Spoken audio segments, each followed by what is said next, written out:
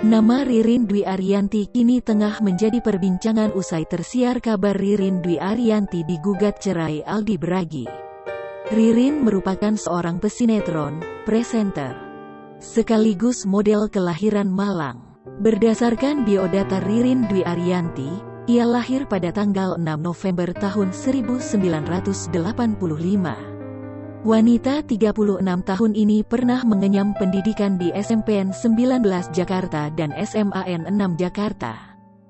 Sementara untuk perguruan tinggi, pemilik nama lengkap Ririn Dwi Ariyanti Noto ini memilih Universitas Paramadina. Tercatat dalam profil Ririn Dwi Ariyanti, ibu 4 anak itu meniti karirnya melalui dunia sinetron. Kala itu, ia membintangi sinetron Kasmaran pada 2001. Berkat perannya tersebut, dirinya berhasil meraih penghargaan ajang Festival Bandung 2001 sebagai artis sinetron terpuji.